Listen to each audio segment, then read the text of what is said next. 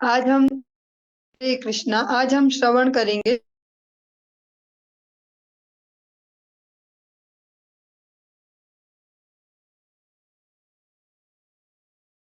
37 number श्लोक से आज हम प्रारंभ करेंगे।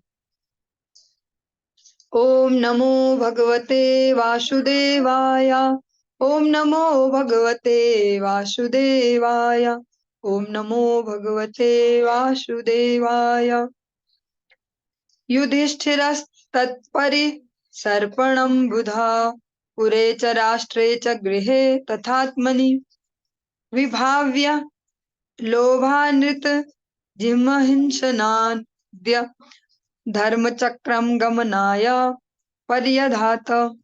महाराज युधिष्ठिर पर्याप्त बुद्धिमान थे कि वे कलयुग के प्रभाव को समझ गए, जिसके विशेष लक्षण होते हैं बढ़ता लालच, असत्य भाषण, धोखा देना तथा सारी राजधानी, राज्य, घर तथा समस्त व्यक्तियों में हिंसा का आधिक्य आदि आदि। अतः उन्होंने घर छोड़ने की तैयारी की और तदनुकूल वस्त्र धारण कर लिए। बहुत ही सुंदर श्लोक है। हम सभी के लिए बहुत सारी टीचिंग्स इस श्लोक में है, लर्निंग। युधिष्ठिर महाराज की जो बुद्धि है वो धीर बुद्धि है, जो सही समय पर सही निर्णय ले पाती है।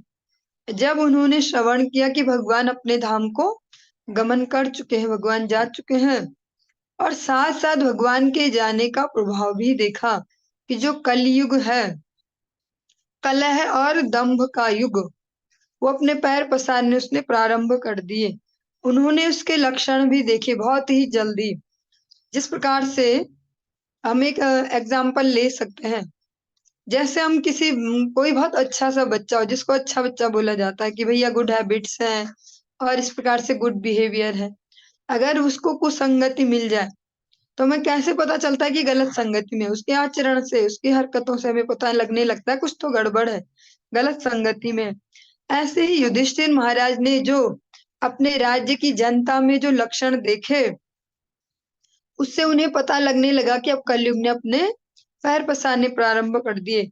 बढ़ता हुआ लालच, झूठ बोलना, छोटी छोटी बातों के लिए झूठ बोलना प्रारंभ करना, या छोटे छोटे भय से बचने के लिए झूठ बोलना, धोखा देना, छोटे छोटे स्वार्थों के लिए धोखेबाजी प्रारंभ हो गई। और हिंसा का आधिक्य, हिंसा बढ़ गई। हिंसा कैसे? हिंसा एक तो जस्ट ये हो गई देह की हिंसा करना, किसी के देह को मार देना। एक मानसिक हिंसा भी होती है, वैचारिक हिंसा भी होती है। जिस प्रकार से आप जब श्रवण करते हैं शिक्षाष्टकम का 3रा श्लोक, श्रीमन चैतन्य महाप्रभु की जो शिक्षाष्टक है, उसके 3य श्लोक को आप जब श्रवण करते हैं, तृणादपि सुनीचेन तरोरपि सहिष्णुना अमानिना मानदेन कीर्तनीया सदा हरि।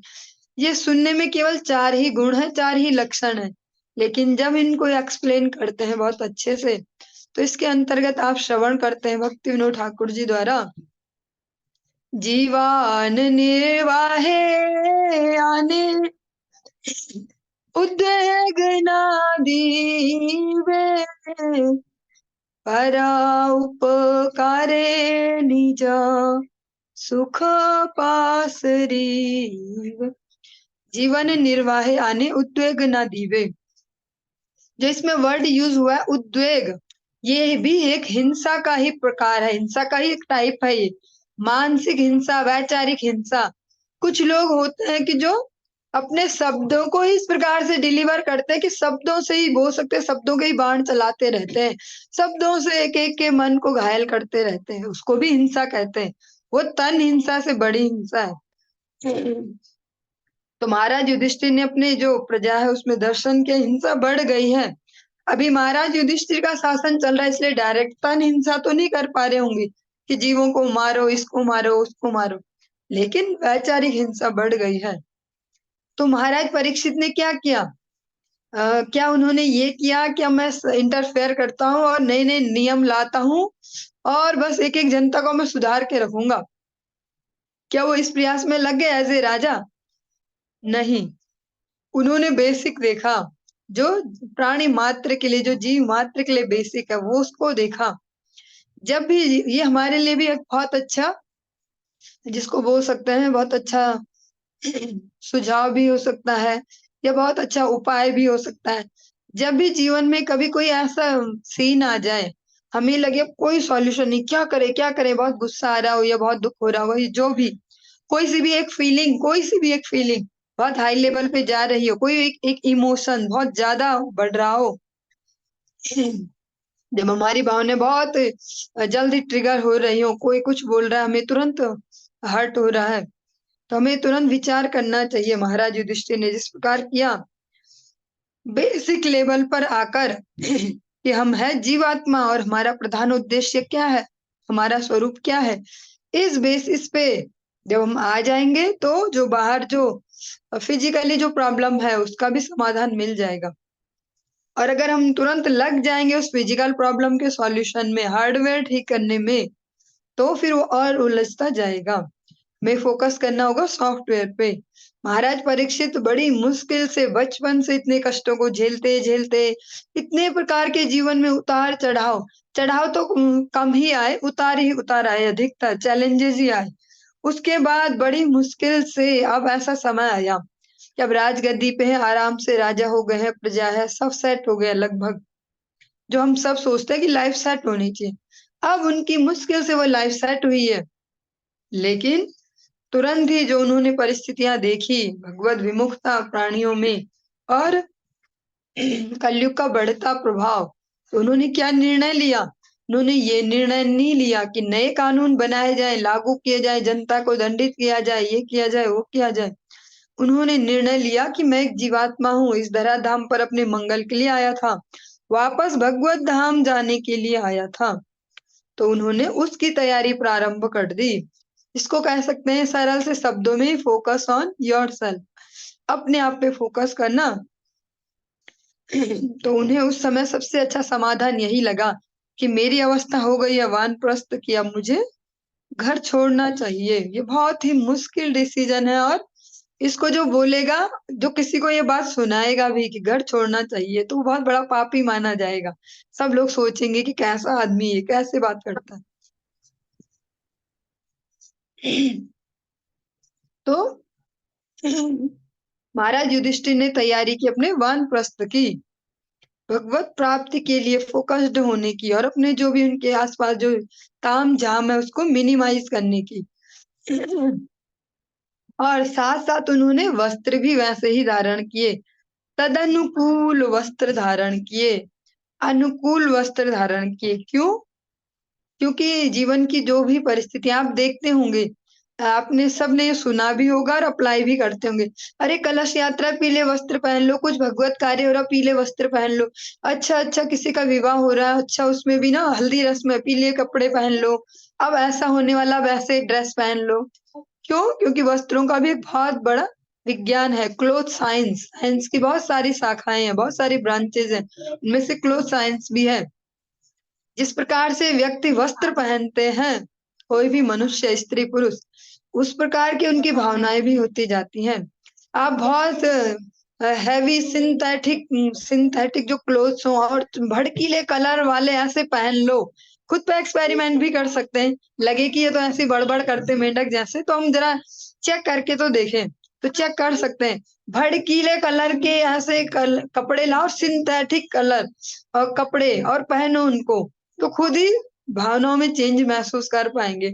और फिर उसके तुरंत बाद जब आधा घंटा एक घंटा उनको पहन लिया, फिर उसके बाद पहनो बिल्कुल सादे कपड़े, किसके? सूती कपड़े, कॉटन के क्लोथ्स पहनो, और फिर अंतर महसूस करो, तो समझ पाएंगे कि वस्त्र विज्ञान कितना इम्पोर्टेंट है।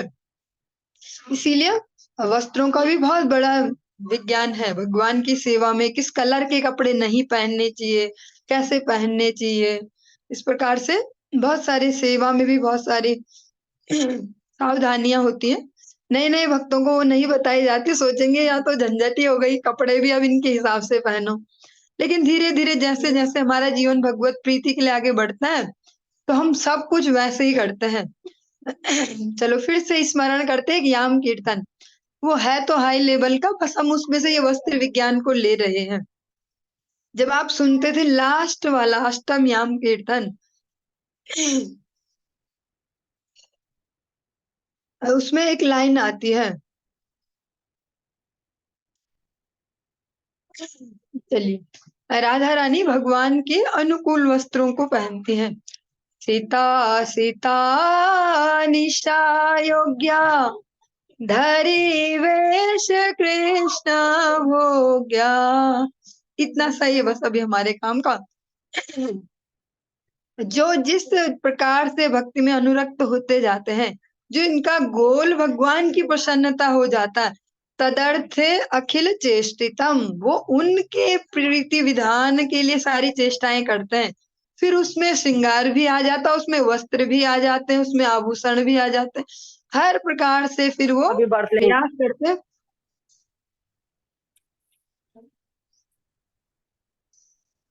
भगवान की प्रसन्नता के लिए। तदर्थे अखिल चेष्टितम, तो जो युधिष्ठिर महाराज है वो बहुत ही धीर बुद्धि वाले हैं, तो जिस कार्य के लिए वो जाना चाह रहे हैं, जिस सबसे प्रधान जो हमारे जीवन का लक्ष्य भगवत प्राप्ति, उसके लिए तो उन्होंने सबसे पहले ड्रेस वैसी चेंज कर ली, उसके अनुकूल ही वस्त्रों को धारण कर लिया। स्वराट पौत्रम विनयिन मात्मना सुसमम गुण, तो यनिव्याह पतिम भूमि रभ्यषिदग सिच्चद गजायये। तत्पश्चात उन्होंने हस्तिनापुर की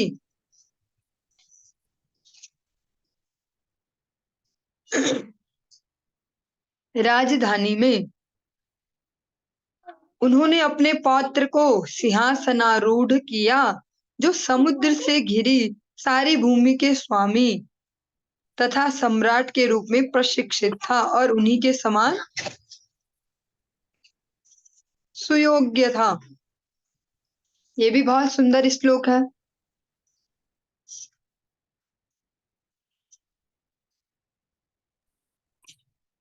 तलवट माता जी, आपका बार बार ऑन हो जा रहा है ऑडियो, उसको ऑफ कर देंगे तो। तत्पश्चात उन्होंने हस्तिनापुर की राजधानी पे फिर उन्होंने क्या किया, फिर उन्होंने ये नहीं सोचा कि अरे मैंने तो इतनी मेहनत की, बचपन से देखा हमारा जीवन ऐसे रहा, ऐसे ऐसे पालन किया हमारी माँ ने, ऐसी ऐसी समस्याओं में रहे। उन्होंने वो सब लिस्ट गिनानी शुरू नहीं कर दी, जैसा हम आज के समाज में नॉर्मली देखते हैं। और उन्होंने वो लिस्ट बिल्कुल भी नहीं गिनाई। और जो परीक्षित जी हैं, जो उनके वंश में नए उत्तराधिकारी हैं, परीक्षित महाराज बहुत छोटे बालक है, अभी कम ही एज के हैं, अभी अब 12 है, 12 साल से ऊपर के हो चुके हैं। तो उन्होंने जो, और उनको वो अपना जो है जो अपना साम्राज्य है, जो भी अपने वर्किंग है, वो सब उनको हैंड ओवर कर दिया, अब आप इसकी जिम्मेदारी लेंगे। फिर उन्होंने ऐसा विचार नहीं किया या इस प्रकार के भाव नहीं बोले परीक्षित को कि देख बेटा, हमने इतनी मुश्किल से इसको कमाया है, हमारी माँ ने इतनी मेहनत की, हमने इतनी झक मारी, ऐसे ऐसे किया हमने, तब ऐसे किया था, तब हमको जहर दिया गया था, तब आग में जलाया गया था, तब ये हुआ, तब अज्ञातवास, कुछ नहीं गिनाया, तुरंत उनको हैंड ओवर कर दिया। साथ साथ हम एक बात और इसमें सुनते हैं कि जो अच्छे से सम्राट के रूप में प्रशिक्षित था और उन्हीं के समान सुयोग्य था, जिस बालक को उन्होंने ये सब हैंड ओवर किया, उसको पहले उन्होंने उसके लिए शिक्षित भी किया है। जिस प्रकार, क्योंकि उन्हें अपनी शिक्षा पर भरोसा है, तो उन्हें फिर ज्यादा विषाद नहीं हुआ, डिप्रेशन नहीं हुआ वो देते हुए, क्या करेगा ये इसका, क्या करेगा ये इसका, ये तो सब नाश कर देगा, क्योंकि उन्हें पता हमने सही शिक्षा दी और बाकी प्रारब्ध भी अपना अपना है। तो जब हमें अपनी दी गई शिक्षाओं पे भरोसा होता है, तो डिप्रेशन नहीं होगा, फिर संशय नहीं होगा, भयग्रस्त नहीं होंगे, कैसे छोड़ के जाए, है तो ऐसे ही है, कुछ काम के नहीं है बच्चे, तो 2-4 दिन में ही सब उजाड़ उजाड़ देंगे, तो बर्बाद कर देंगे सब, क्योंकि एक न एक दिन शरीर भी तो छोड़ना ही है, तब तो मजबूरी में हैंड ओवर करना ही होगा। तो जो प्रसन्नता से हैंडओवर करते हैं, प्रसन्नता से कुछ देते हैं, करते हैं जो भी कार्य, उसको यश की प्राप्ति होती है। वरना समय के चलते सब हैंडओवर होने ही वाला है, मजबूरी में भी सबको छोड़ना ही होता है। भगवान अर्जुन को कहते तो इनको नहीं मारेगा, तो मैं तो इनको मार ही चुका हूं, लेकिन अगर तू मार देगा, तू युद्ध कर लेगा तो यश तुझे मिलेगा भाई। इतना बड़ा धनंजय, इतना बड़ा ये धनुर्धर है। ऐसे हमारे जीवन में है। जो महाराज युधिष्ठिर है, उन्हें भगवान में इतना फोकस है कि उन्हें पता है कि ये सब बाधा है मेरे लिए भगवत प्राप्ति में, तो तुरंत उसको छोड़ा। और साथ साथ अपने जो उत्तराधिकारी हैं, उनको जो उन्होंने टीचिंग दी, उन पे भी भरोसा है। तो दोनों तरफ से फिट है मामला, तो उन्होंने उनको हैंड ओवर कर दिया। मथुरायाम तथा वज्रम सूरसेनपतिम ततः प्राजापत्याम निरूप्य अष्टिमग्निप विवदीश्वरः। तब उन्होंने अनिरुद्ध, भगवान कृष्ण के पौत्र हैं ये, इनके पुत्र वज्रनाभ हैं, उनको मथुरा में सूरसेन का राजा बना दिया। तत्पश्चात महाराज युधिष्ठिर ने प्रजापत्य यज्ञ किया और गृहस्थ जीवन त्यागने के लिए अपने भीतर अग्नि प्रतिष्ठित की। चलिए, बहुत ही जो हमारा जो इतिहास है, जो हमारा वास्तविक इतिहास है, जो हमारी रियल हिस्ट्री है, वो बहुत ही प्रेरणादायक और शिक्षाप्रद है। जो सच में हिस्ट्री को ठीक से सुनेंगे, पढ़ेंगे, तो फिर उनको जीवन में समस्याएं कम आएंगी, क्योंकि कोई ना कोई एग्जाम्पल होगा, तब उसने क्या किया था, तब उसने ऐसा किया था, तो हमें भी ये करना चाहिए।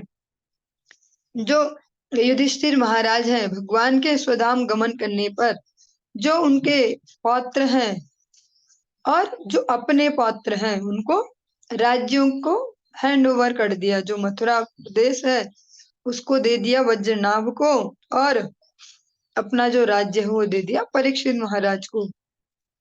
तत्पश्चात उन्होंने एक यज्ञ किया और जो अपना ग्रस्त जीवन है उससे अवकाश लेने के लिए अपने भीतर संकल्प लिया।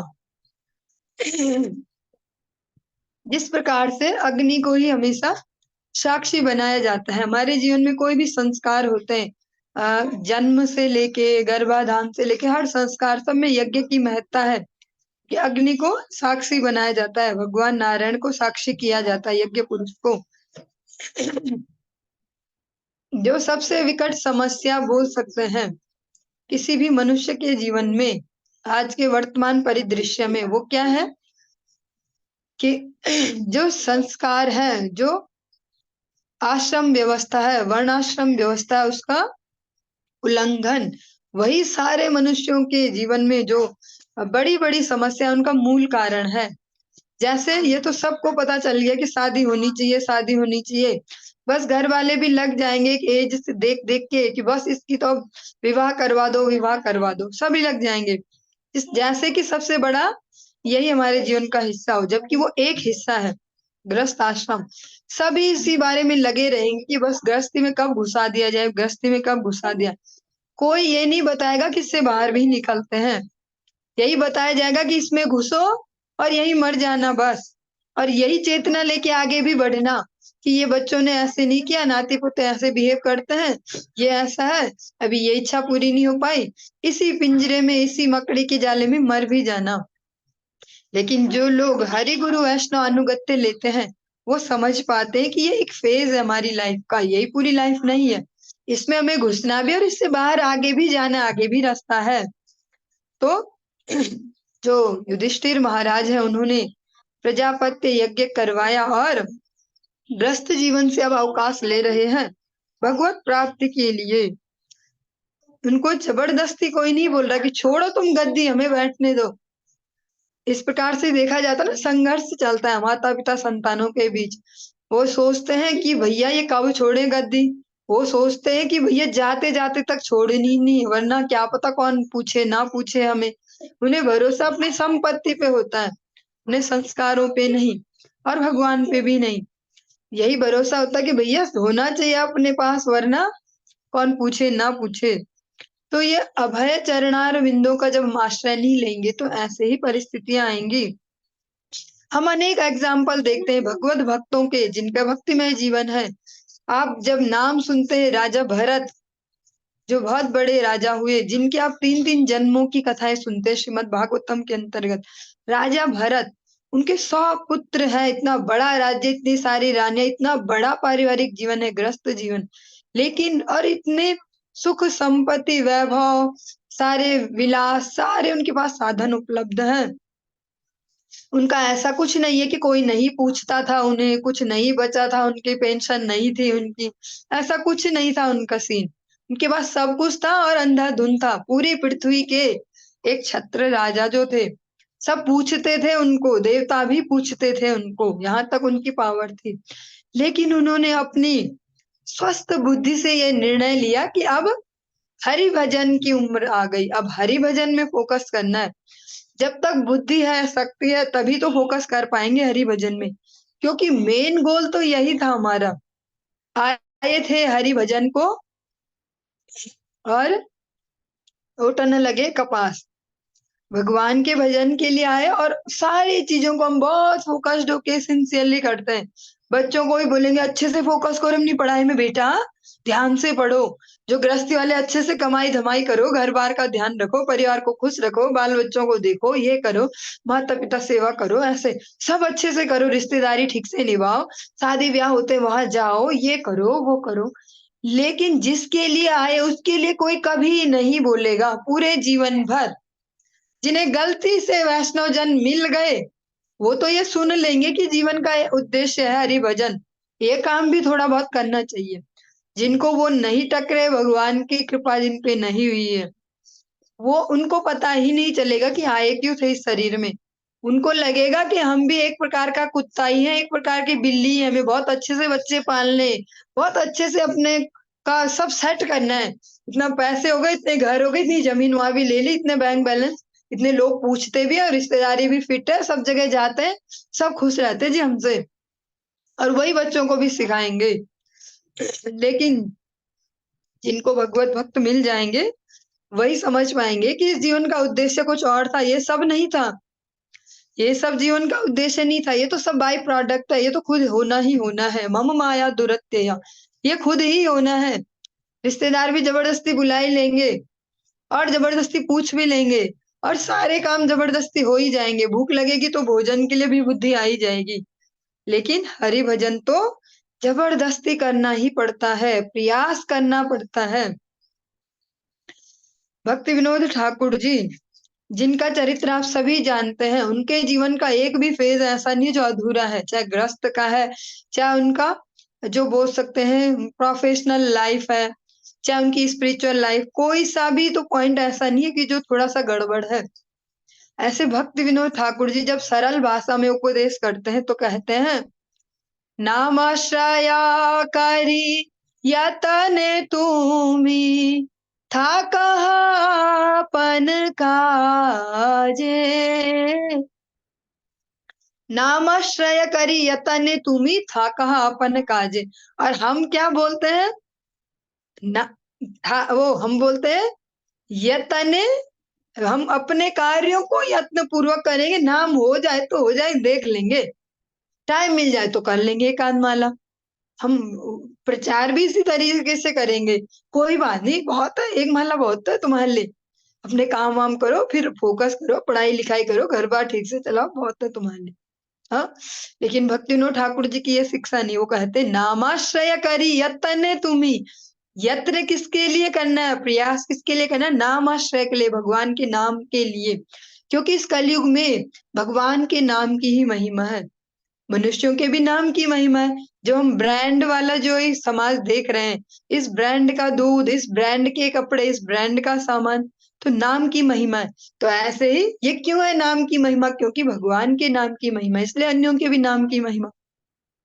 तो फोकस करना है भगवान के नाम पे। नामाश्रय करी यत्न तुम्ही, भगवान के नाम के लिए यत्न करना है कि मेरा जो 16 माला है वो कैसे करके सुबह 9:30-10 बजे से पहले पूरी हो जानी चाहिए, कैसे भी, एनी हाउ। हम वो नहीं करेंगे। हम क्या करेंगे, हम, मैं अपने बारे में बात कर रही हूँ, आपके नहीं। आप सब लोग तो सुबह सुबह कर लेते हो 5 से 7 उमा जी के साथ। हम करेंगे पहले ये भी कर लो, ये भी कर लो, ये भी कर लो, ये भी कर लो। जब सब हो जाए, जब लगे अब कुछ काम धंधा नहीं बचा, चलो माला पकड़ लेते हैं, छोड़ो टाइम पास भी हो जाएगा थोड़ा, है ना। भक्तिनोद ठाकुर जी कहते हैं नामाश्रय करी यतने तुम्ही, नाम का आश्रय लो यत्न पूर्वक। और जब हम नाम का आश्रय यत्न पूर्वक लेंगे तो बाकी सब कुछ अपने आप जल्दी से हो जाएगा। जो काम 1 घंटे में होना है, अगर मैं अतिशयोक्ति नहीं कर रही हूँ, अतिशयोक्ति अलंकार यूज नहीं कर रही, तो बिना नाम के जो काम 1 घंटे में होता है, नाम का आश्रय आपने अगर ले लिया है, 16 माला अपनी पूरी कर चुके हो, तो 15 मिनट में वो काम कर लोगे। इतना बुद्धि योग आ जाएगा, इतनी चतुरता आ जाएगी। इसीलिए नामाश्रय करी यतन तुम्ही था कहा आपन काजे। तो युधिष्ठिर महाराज ने इसको ही प्राथमिकता दी और अब अपने ग्रस्त जीवन से विश्राम ले रहे हैं ताकि अपने आध्यात्मिक जीवन को आगे बढ़ा पाए। विसृज्य तत्र तत्सर्वम, हरि बोल। विसृज्य तत्र तत्सर्वं दुकूल वलयाधिकम निर्ममो निरहंकारः सच्छिन्नाशेष बंधनः। महाराज युधिष्ठिर ने अपने सारे वस्त्र, कमर पेटी तथा राजसी आभूषण तुरंत त्याग दिए और वे पूर्ण रूप से उदासीन तथा प्रत्येक वस्तु से विरक्त हो गए। महाराज युधिष्ठिर ने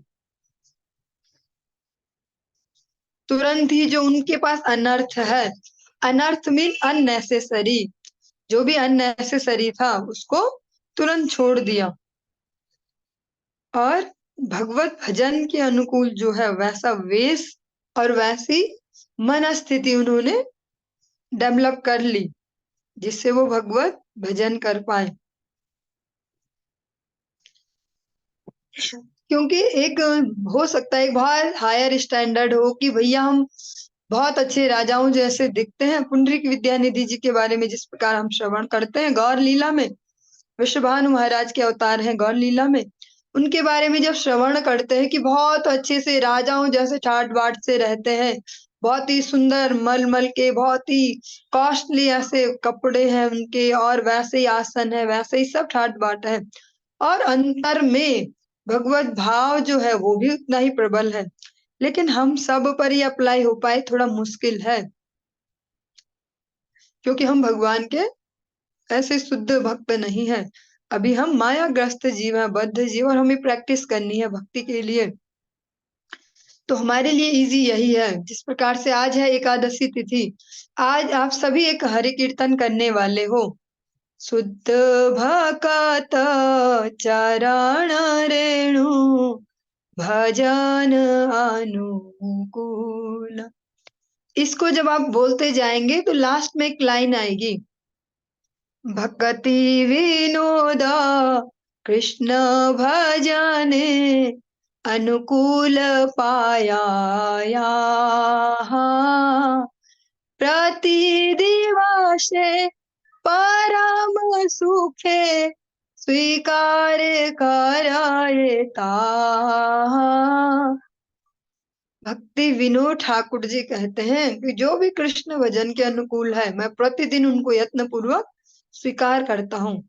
चाहे वो उसमें सब कुछ आता है, व्यक्ति आते हैं, परिस्थिति आते हैं, वस्त्र आते हैं, आभूषण आते हैं, उसमें खान पान आता है, विचार आते हैं, उसमें सब कुछ आता है जो भी भगवान के भजन के अनुकूल है।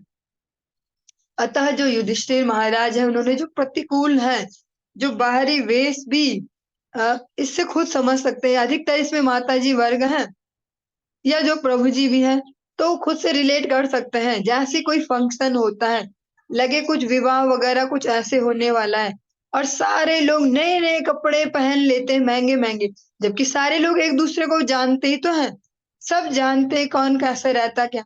फिर उस दिन सब आर्टिफिशियली बहुत अच्छे से सजेंगे धजेंगे, बढ़िया बढ़िया महंगे महंगे भड़कीले चमकीले ऐसे कपड़े, और माता जी लोग अपने सारे गहने निकाल लेंगे सोने के, ये भी है मेरे पास, ये भी है, ऐसा पहनो वैसा पहनो।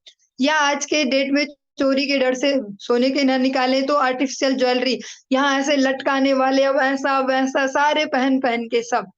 उससे क्या होता है, आप सब तो जाते ही होंगे विवाह वगैरह में, हमें ये मौका कम ही मिलता है भगवान की दया से। तो उसको कम फील कर पाएंगे।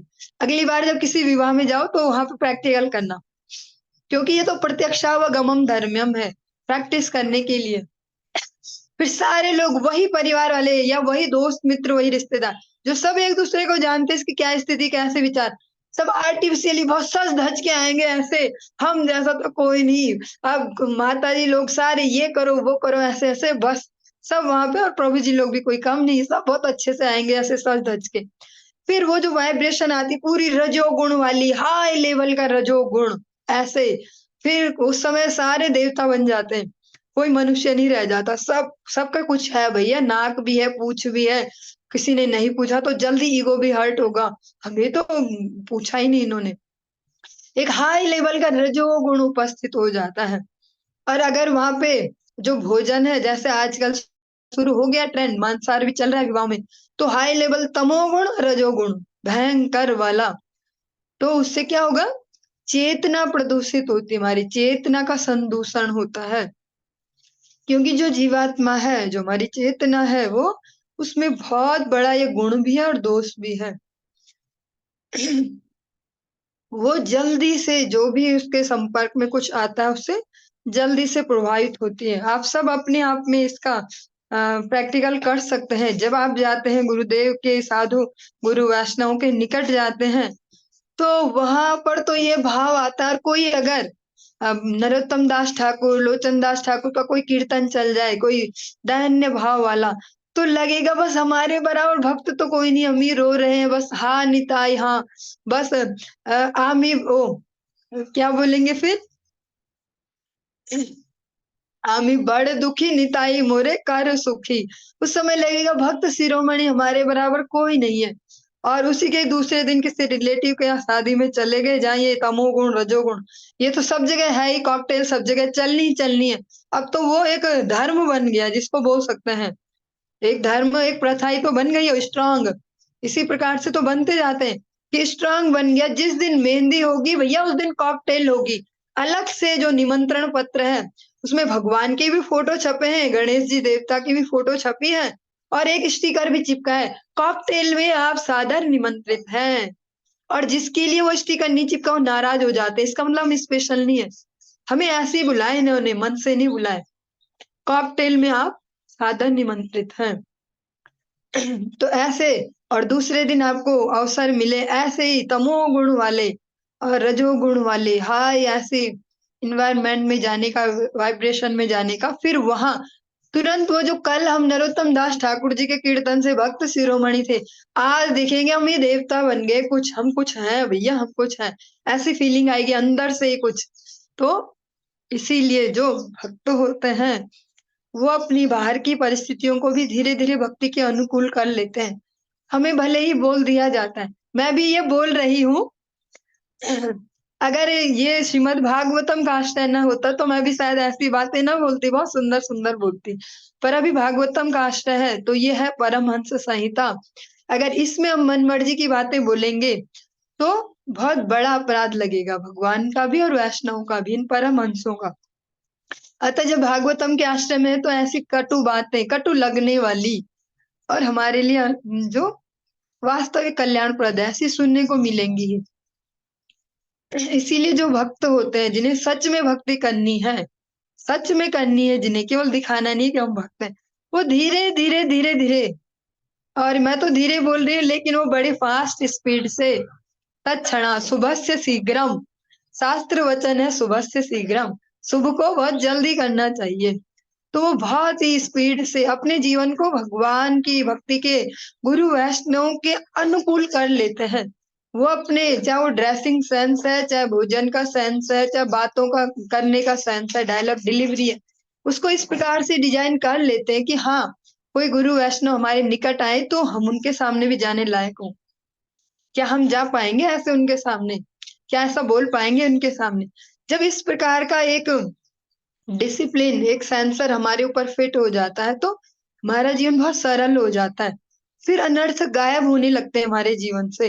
हमारे जीवन में जितने भी अनर्थ इकट्ठे हैं कहीं ना कहीं हमारे आचरण की वजह से तो है। जब भक्ति जीवन में आगे बढ़ते जाते हैं तो अनर्थ निवृत्ति होती है।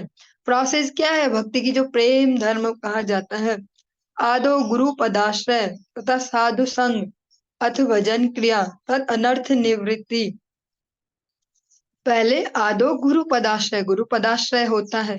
ये बहुत ही फास्टेस्ट प्रोसेस है, बहुत ही कम शब्दों में ये प्रेम की डेफिनेशन शास्त्र में दी गई है। जो भगवत प्रेम जिसका हम नाम लेते हैं, भगवत प्रेम पता तो नहीं है क्या है प्रेम, लेकिन जिसको वास्तव में प्रेम कहा जाता है उसके लिए यही प्रोसेस है। आदो गुरु पदाश्रय, फिर साधु संग, गुरुदेव के अनुगत्य में उनके दी गए चक्षुदान दिला जाइए, उस दृष्टि से हम साधु को पहचान पाएंगे। साधु संग करेंगे तो फिर भजन क्रिया प्रारंभ होगी। भजन क्रिया मीन्स जो हम लोकल लैंग्वेज में भजन सोचते हैं, हम सोचते हैं कुछ कीर्तन जो हम करते हैं ना कोई से भी, इसको भजन बोलते हैं। भजन मीन्स भक्ति की प्रोसेस, साधन, जिससे हम भगवत धाम तक वापस जा पाएंगे, भगवान को प्रसन्न कर पाएंगे, उस प्रोसेस को बोलते हैं भजन। भजन इसको नहीं बोलते जो हम कीर्तन गाते हैं, उसको कीर्तन बोल देते। भजन मीन्स वो प्रोसेस जिससे हम भगवत धाम तक जा पाएंगे। अथ भजन क्रिया, फिर भजन क्रिया प्रारंभ होगी, भगवान की भक्ति के जो अनुकूल साधन है वो प्रारंभ होंगे, और तब होगी अनर्थ निवृत्ति। अनर्थ निवृत्ति मीन्स जो भी अननेसेसरी है हमारे जीवन में, विचार, परिस्थिति, व्यक्ति, वस्तु, जो कुछ भी, वो गायब होने लगेगा। तब जाके हम भगवान के प्रेम की ओर कभी अग्रसर हो पाएंगे। तब तक वो प्रेम वाले जो महल है उसके दरवाजे तक भी नहीं पहुंच पाएंगे।